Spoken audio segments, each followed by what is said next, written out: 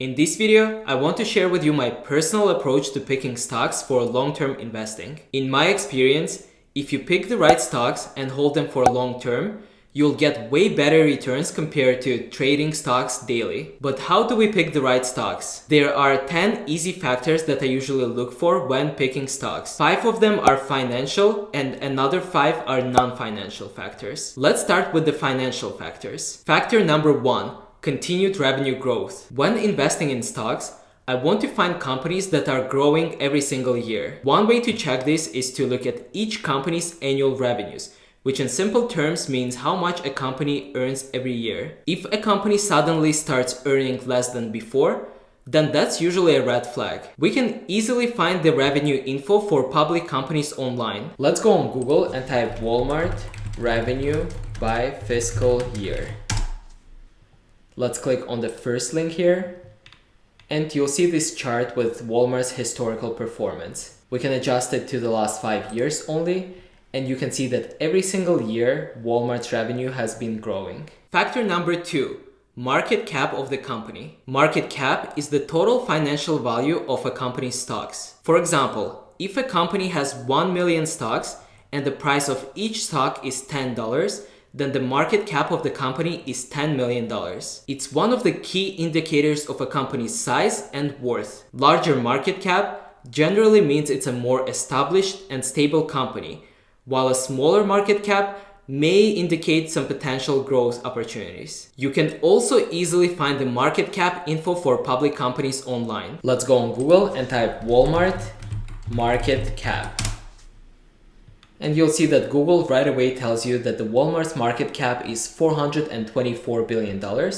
And you can see it in this table here as well. One way I like to use the market cap info is to compare companies in the same industry. For example, if we compare revenues and profits for Walmart and Costco, and then look at their market caps, we can potentially figure out which company's market cap is below what it should be. As the market cap of a company increases, your stock will also generally go up. So you want to find companies that you think have room for more market cap growth. Factor number 3. Earnings per share or EPS. Earnings per share is a measure of a company's profitability. Profit refers to how much a company earns after paying all their expenses. Earnings per share metric is calculated by dividing the company's net profit by the total number of stocks. This information is also something that you can easily find on Google, and you generally want to see an increasing EPS every year. An increasing EPS would mean that the company is financially healthy. Along with looking at EPS over time, you can compare the EPS of companies in the same industry to potentially identify the best one. Factor number 4, debt of the company. It's never a good sign when a person has a lot of credit card debt. The same exact thing applies to businesses as well. Too much debt can be a burden, which can affect the company's ability to invest in growth or handle economic downturns. On the other hand, low debt indicates a healthier financial position. You need to look for the debt to equity ratio of the company online before you decide to invest in it. This ratio shows you the company's ability to pay back its debt and also show you how much debt the company has compared to its equity. Factor number 5, historical dividends. For long-term investors, dividends can be a significant source of income. Warren Buffett, for example, is on track to making $6 billion this year just from dividends. Companies that consistently pay dividends show stability and commitment to returning value back to their stockholders. Make sure to check out the company's dividend history, including the consistency and the growth of the payouts over the years. This is another positive sign that a company is generating enough income and has a strong financial position. Now let's shift into non-financial factors. Factor number 6. I only buy what I know. Buying stocks in companies whose products or services you personally use will give you an advantage in investing. I prefer to invest only in the companies that I personally use. It lets me better predict the company's future and make more well-informed decisions. You can easily write down the names of companies that you interact with on a daily basis to give you some ideas where to invest. If you have an iPhone, shop weekly at Walmart, drink Coke, and grab food from Chipotle, that's already 4 companies that you can invest in. If you like the company, chances are that millions of other people also like the company and the company has a better future. If you start seeing that the company's products are no longer as good as they used to be before, chances are millions of other people are noticing the same thing and the company's stocks will eventually suffer. So knowing what you're investing in will give you an advantage in predicting a potential demise of the company and get your money out early. Factor number 7, foot traffic in stores. For retail companies, foot traffic is usually one of the key indicators whether or not there is a customer demand for the company. The more people you see inside the stores, the higher the chances are for the company to make more in revenue and sales each year. For example, whenever I go to Costco for shopping, there are a lot of people inside the store and the checkout lines are usually long. Let's go on Google and type Costco stock.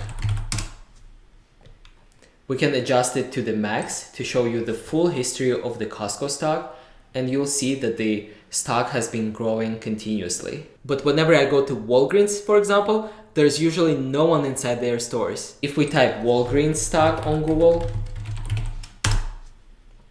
and adjust it to the max to show you the full history of the Walgreens stock, you'll see that in the last 7 to 8 years, the stock has been going down consistently. Factor number 8. News about the company. I try to stay up to date on the latest news about the companies I'm invested in. Positive news like new product launches, new partnerships, and expansions can indicate the growth of the company and its stock. On the other hand, negative news like scandals, legal issues, and store closures will make the stock go down. Make sure to read the news in order to know when to get in or out of the stock in a timelier manner. Factor number 9.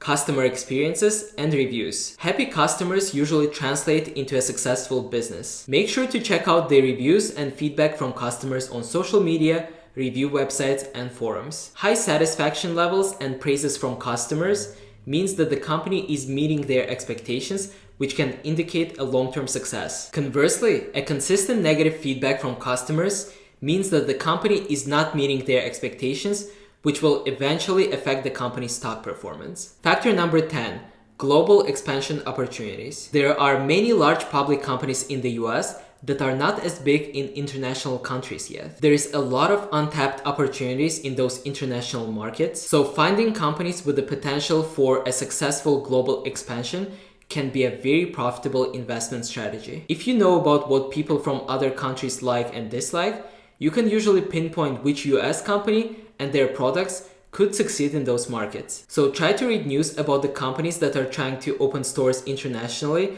and think of which ones could be more successful. By considering both financial and non-financial factors, you can usually develop a strong approach in selecting the right stocks for long-term investing. Thank you for watching, and I'll see you in my next one.